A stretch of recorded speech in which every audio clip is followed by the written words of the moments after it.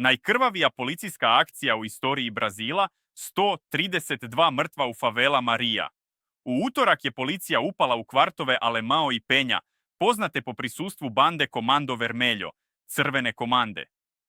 Zvanično, operacija je imala za cilj da uhapsi vođe narkokartela, ali se pretvorila u ratno stanje. Svedoci su opisali scene haosa, pucnjavu, zapaljene autobuse, eksplozive koje su dronovi bacali na policiju.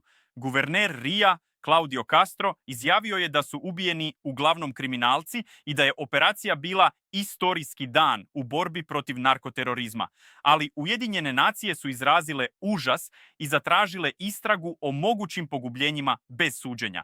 Brazilskog predsjednika Lulua da Silvu šokirao je broj žrtava, više od 130 tela poređanih na trgu u znak protesta. Porodice ubijenih kažu da među mrtvima ima i civila, pa čak i dece. Policija tvrdi da je akcija bila planirana 2 mjeseca, dok analitičari veruju da je reč o političkom potezu uoči izbora i pokušaju da se pokaže čvrsta ruka vlasti. Rio je opet grad pod opsadom. Svet gleda slike iz favela i pita se da li je ovo rat protiv kriminala ili protiv siromašnih.